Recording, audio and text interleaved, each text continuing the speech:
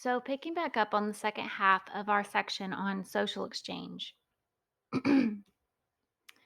So, some updates and reminders due to the recent ice storm and some of the difficulties we experienced due to that. I pushed back the deadline for quiz 6 as well as outline 11 until this Friday at 11:59 p.m. to give you guys some extra time to where you're not feeling pressured or rushed to complete the assignment or the outline, which I asked for all of you to complete the outline since no one was able to come to class in person.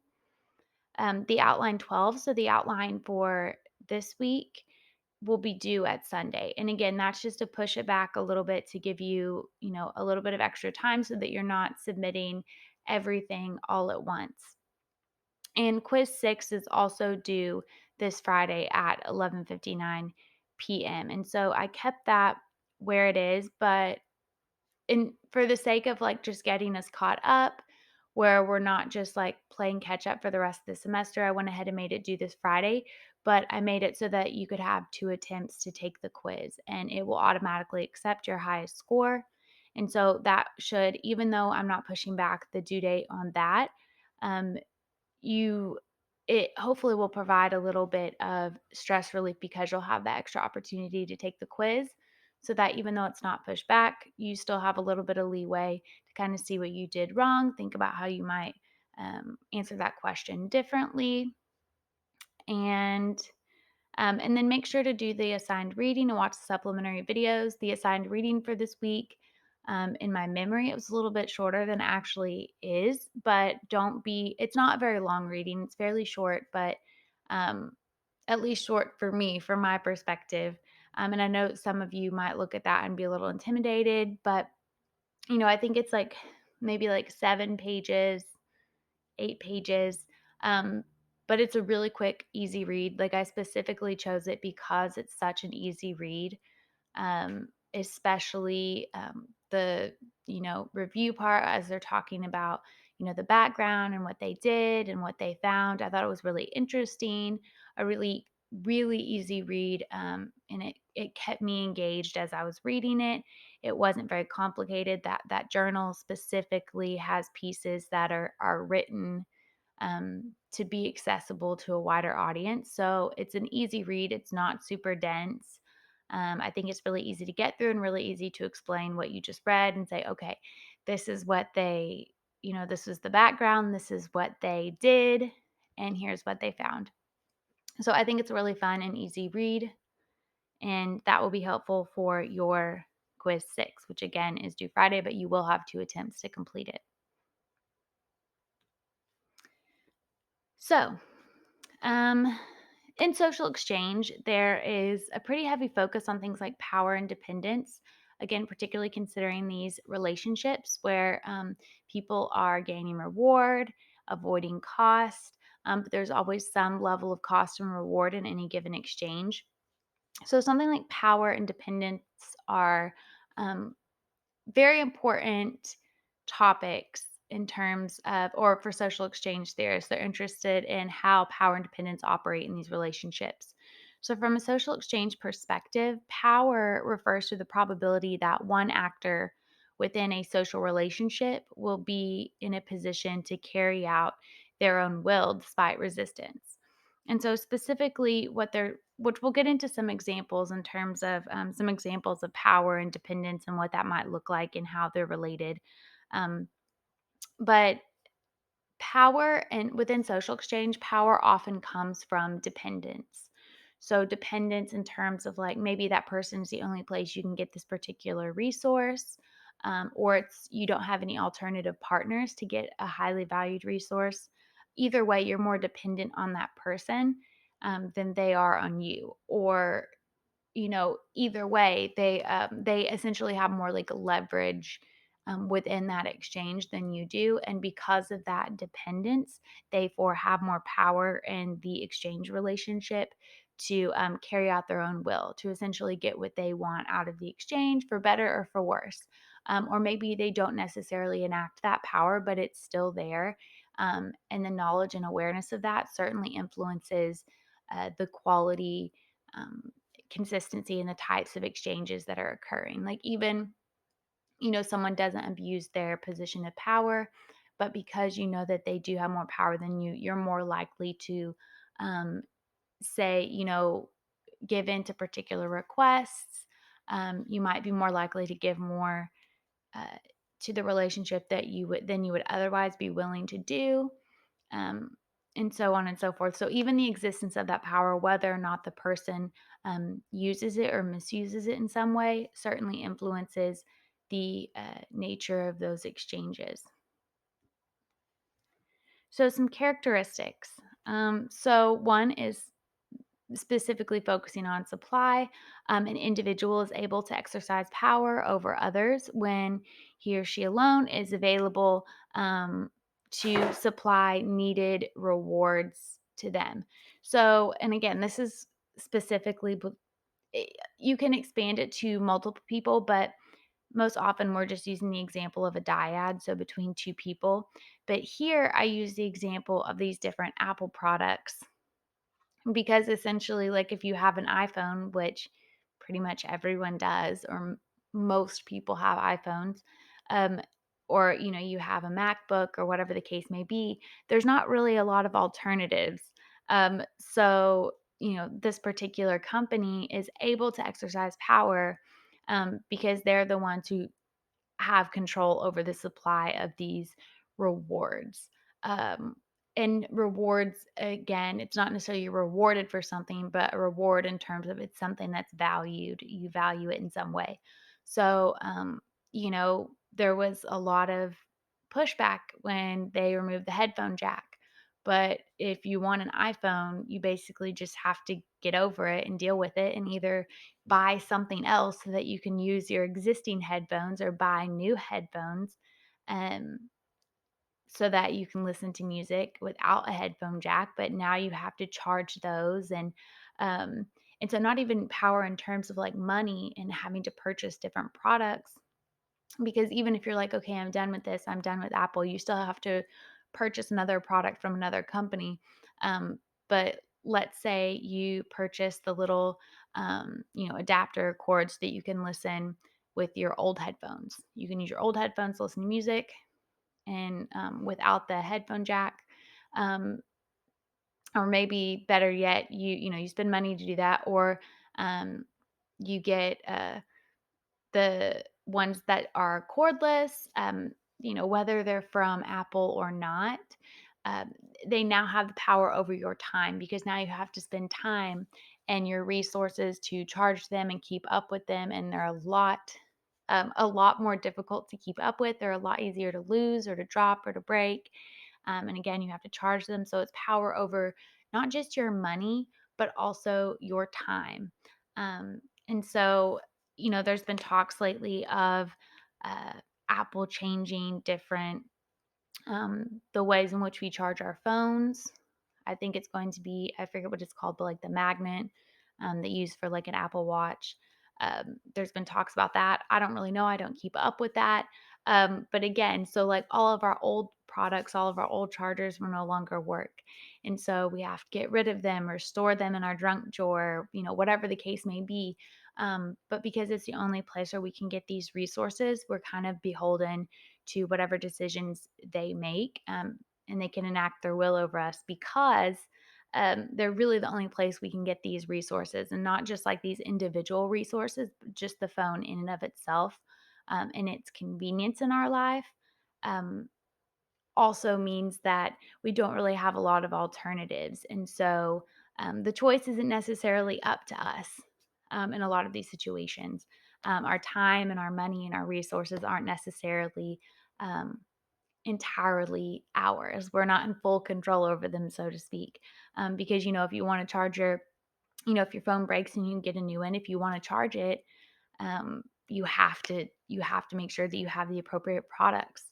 And typically you like to have more than one, so that's just more money, more time, more energy. And so thinking of that in terms of an exchange relationship within a dyad, if somebody is maybe your only choice of an exchange partner, or they are the only person who has a particular resource that you value or is willing to give you a particular resource that you value, that person then has a lot more power and um, say within that exchange relationship to get what they want or to benefit themselves in some way or to avoid cost to themselves in some way.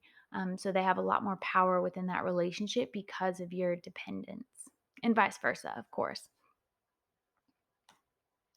Another characteristic is when we get into dependence specifically.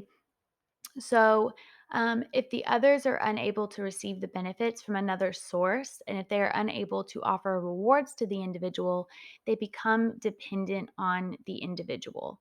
So, again, in the last slide, we talked about like control over supply. And so Apple certainly has control over the supply of those particular rewards, those particular resources. Um, we do have alternatives, although they are not as accessible or varied as we might like. But we do, in fact, have alternatives. In situation where there aren't alternatives, say for like internet access. So and again, this is supposed to be within a relationship, but I'm just using these as examples. So I lived in Stillwater since 2010.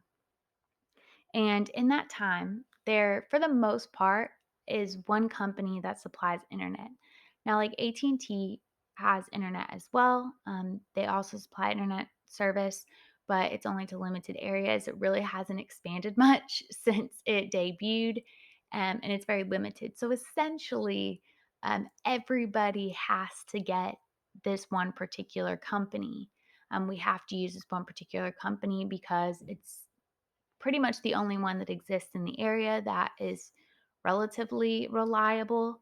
Um, but I found this particular picture online and I just had to laugh because everybody, it's this company is notorious like for outages, for your service is very, very slow, even though you're paying for much more. And oh, you have to update your router, you have to update this, you have to change that. And just like, regular outages, it's just not great. But there are really no other options. And any other option would be much less convenient. You would actually might end up with worse service. You might end up spending more money. You might have to buy different things to accommodate that service, like, like satellite internet, essentially. And, it might just not be what you want. So you really have no other options. And because of that, there's nothing you can offer this particular company to reward them for doing things that you like, for providing better customer service or better service in general. Um, because right, if we had alternatives, if they were doing things that we didn't like, there would be costs. People would leave. They would choose other services. And if they were doing things that people did like, people would be joining their service, and that would be a reward. And so we're very much, because we don't have those alternatives, we're very much dependent and we can't really offer any rewards or any incentives to that relationship for them to reciprocate in some way. Um, so in terms of like a dyad and we're thinking of exchange, so if a person is really, again, the only alternative, there's not really any alternatives but like this one particular person, and you have really nothing that they want, um, or they are aware that they are the only person and that you have no alternatives, that gives them a lot of power, again, in that exchange relationship because of your dependence. So this one is specifically focused on that dependence because there are no alternatives. Whereas the other is, it's also focused on dependence, but it's more so focused on supply and its relation to power within a relationship. But this one is specifically focused on that dependence, that dimension of dependence where you don't have any alternatives. And so we are dependent in the last example to some extent, but when there are no alternatives, we're almost entirely dependent on this person for exchange. And so, regardless of the reward that they're offering, it doesn't really matter if it's a low value reward if there are no alternatives. So, and we really have nothing to offer in return. So that creates this relationship of dependence within an exchange. And then finally, we have, so I just use the word monopoly as a way to, so these like terms, it's not necessarily these particular points, but I'm just using them as ways to, that you can remember these 3 points on power and dependence.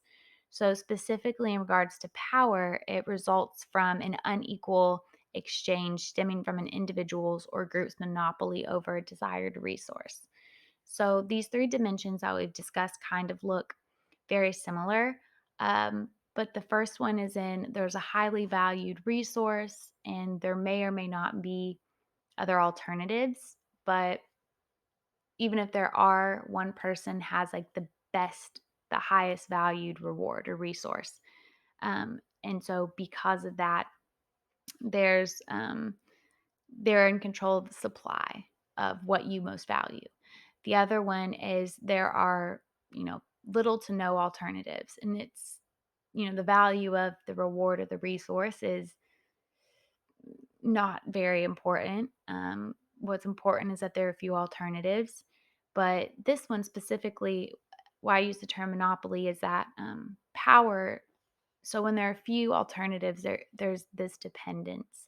Um, but power within an exchange relationship, it can result from any of these things. Power is present in all of these relationships, but particularly within exchange, where one individual or group um, has a monopoly over a desired resource, meaning that they have a high valued resource and that there are few to no alternatives. So it's a combination of those. So a high valued resource plus um, limited alternatives.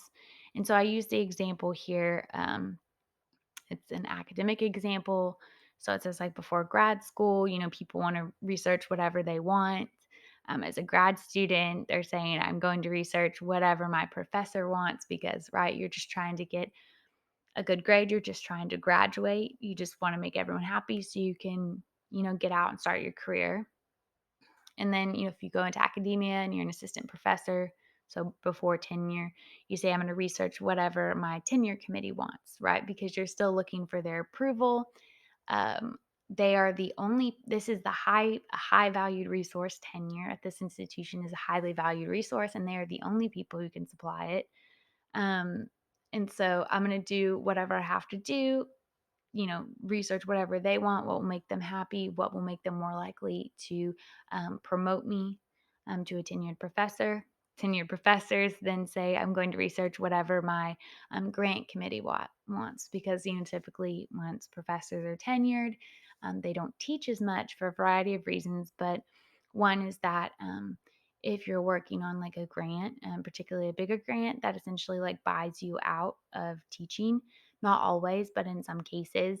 But also, especially, research institutions like OSU is an R1 research institution. You have a lot of, people in academia working on, big projects, often these big grant projects that they're not just doing research within the bubble of academia, but they're, working in communities. And so, but you are to some extent like, you have to do in many ways what that grant committee wants or what that agency wants, um, regardless of what you think is maybe ideal. And then it goes to emeritus professor, which is kind of like you're out of academia, but you're still kind of loosely affiliated with the institution. And it says, I'm going to research whatever and then it's over. Research and peace, so it says. And so constantly there are these different committees or agencies that have a monopoly over a particular resource, whether that be um, your degree or your job security or your funding. Um, or and then that's it. So they have highly valued resources, and they're the only ones who can supply it. And so, because of that, and you don't really have anything to offer as a reward, you're kind of within that relationship, not just dependent, but there's the power that these committees and these agencies have over what we can and cannot research and how we can and cannot operate within these institutions is immense. So very much you're very much tied to what their goals and their values, and so because of that um, difference in power within that relationship, because they have that highly valued resource and control over it, and there's nothing you can offer them, so you're kind of just the vehicle for uh, carrying out whatever it is they want in that relationship, for better or for worse. And it doesn't necessarily mean it's like insidious and it has to be a bad thing. But because of that, these individuals or committees or agencies or organizations just have a lot of power.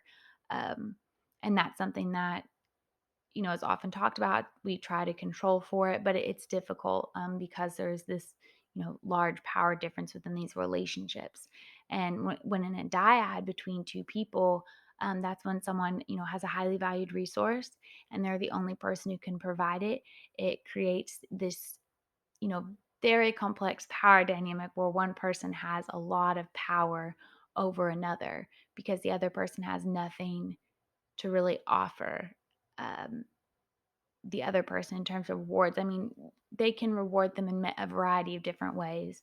Um, but really, there is one, very high valued thing, and this person doesn't have alternatives. And so, therefore, the individual who can provide that has the most leverage within that relationship. And so often that's a major concern. That's why we attend to these different power dynamics and relationships of dependence between individuals and groups of individuals.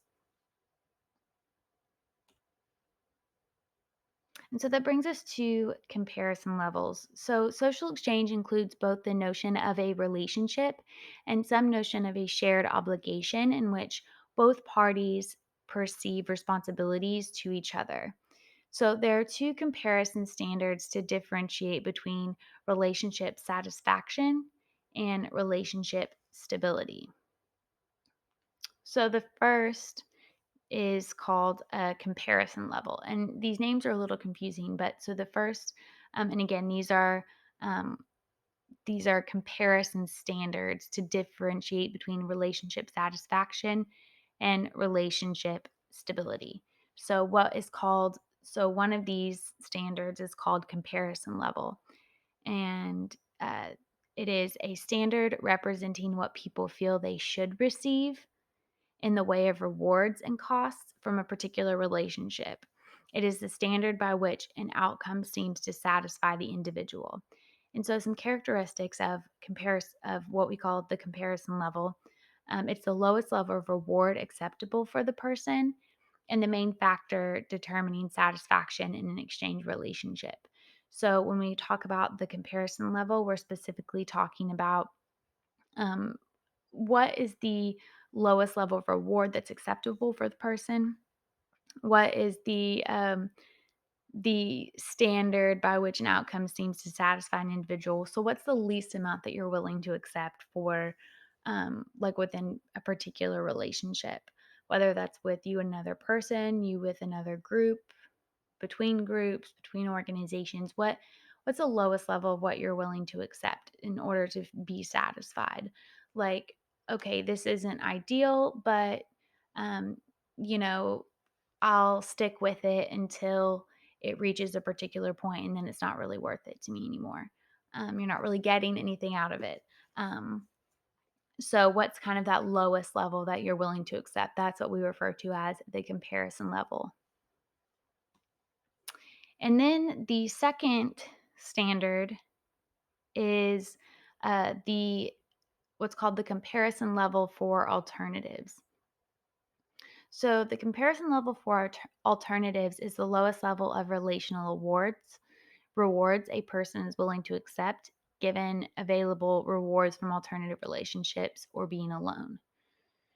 So what that means is again the other one is the lowest level that you're willing to accept. Like I will stick with, like, let's say, you're participating with a group or you're in a relationship, and like, I'll stick with it until it gets to this particular point where I'm not really getting anything out of it anymore. So that's the comparison level. And then you have the comparison level for alternatives. And so that's specifically looking at the lowest level of relational rewards. So, meaning in relation to your other alternatives. So, we'll think of this as like, oh gosh, in like a dating relationship. So the comparison level is I will stick with this until I, feel like I'm just not really getting anything from this relationship. It's not really hurting me. I'm just not really getting a lot from it, whatever that level is for you. And then the comparison level for alternatives is that I don't know, maybe you have other options and you're thinking your way and like, okay, what would the benefits of a relationship be with this other person versus this current person, and what's the lowest level I'm willing to accept in terms of like these relational rewards, like, okay, I feel like things might be a little bit better with this person, so it's not really worth it to me to end this ongoing relationship. But then maybe it reaches this point where there is such a disparity between the rewards you're getting in this relationship versus the rewards you could get in that relationship, where you're willing to say, like, okay, I'm moving on, I'm moving to this other relationship, or I'm going to pursue this other relationship at some other point because I could get so much more out of this. And again, that doesn't that sounds like, it's always a bad thing, and sometimes it is, of course, but it could be just in terms of like happiness and like satisfaction. So the comparison level is specifically talking about like uh, satisfaction within an exchange, whereas the comparison level for alternatives is it's a measure of stability rather than satisfaction. So when we talk about stability, it's like it's looking at your alternative exchange partner and saying, I feel like I could get more benefit by exchanging with this person. So I feel like if I were dating this person, I would be happier. I would be able to, I don't know, travel more and, do all the things that I like more. Whereas with this person, I can't do that. And it was fine for a while until I saw that this person also likes going hiking, and I love going hiking, and I didn't know that. So, the comparison level for alternatives, the rewards would be much greater over here with this person. And so that's in terms of stability, when you're staying in one exchange relationship, that's a very stable relationship. If you're changing these exchange relationships and you're ending some, um, that's less stability. So, right, because you're moving. So it's not within a stable relationship. So the comparison level for alternatives is a measure of stability rather than satisfaction. And if people see no alternative and fear being alone more than being in a relationship, they will stay. And the best rewards available to someone given the available alternatives. So again, this is someone is looking for the best rewards available given their available alternatives. And like it says, if someone sees no alternatives, for example, they may just choose to be alone. Like, it's fine. I don't need this relationship. I don't need to exchange in this way with someone. Whether that be a negotiated exchange, so business, more of a business relationship, whether it be with a roommate, whether it be with um, a partner, a friend, whatever the case may be. You might just choose, hey, it'd be better to be alone. But let's say being alone is something that is a huge cost for you, would be a huge cost for you, then you might choose to stay in that relationship because the reward and the benefit of being in a relationship is so much more valued and so much greater in comparison, or rather in relation to your alternative, which may be being alone. So being alone might offer fewer rewards than staying in that relationship, even if you're not completely satisfied within that relationship. And then that brings us to distributive justice. So, um, exchange is governed by a rule of distributive justice. This is defined in terms of the relationship between actors' rewards and costs. So, an actor will expect that the rewards of each person will be proportional to the costs. So, we're looking at proportionality. So, for example, like when you're planning an event and you do the most work, you expect to get some recognition for your efforts. But instead, someone else gets the praise and recognition. So you're expecting like um, the greater the rewards, the greater the costs, and vice versa. So, like, you expect that the rewards of each person will be proportional. So, you're thinking, okay, well, I put on this work, all this work into it. So, I'm expected to be, we'll just go with like, praise for your hard work. As an example, you expect to receive a little bit more praise than the person who just kind of hung around and didn't do a whole lot. But instead, someone may come in and praise this other person instead for whatever reason. Um, and in terms of distributive justice, we would say um, that's unjust within this situation in terms of distribution of rewards. Is that it's not proportional. The distribution of rewards is not it's not proportional to the effort that was put in, to the costs that each person incurred.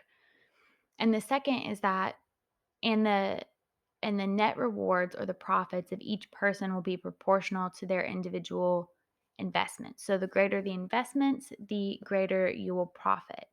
So, for example, when you expect that you putting in a lot of work on a group project will get you a good grade, but then you realize that you could do all of the work and still not do very well because you can't reasonably do the work of 5 people.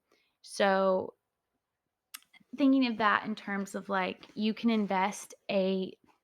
put a ton of work into this particular group project, like more investment than everyone else. You could put in like truly as much work as you possibly could, but that doesn't mean that your profits are going to be proportional. You could still get a bad grade as a group because you just can't reasonably do the work of 5 people. So even if you did a ton of work and more than everyone else, you're all going to essentially get about the same grade or the same grade because it's, a group project. And so, in terms of distributive justice, that would be unjust, so to speak.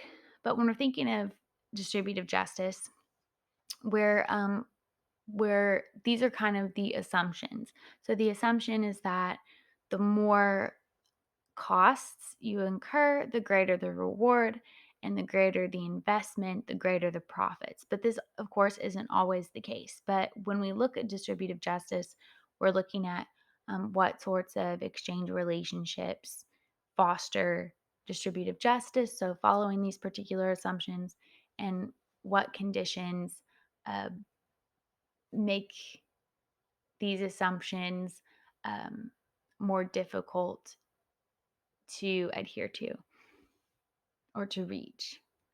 And so then there's a quick little video on it on what is justice that I think does a really good job of discussing distributive justice.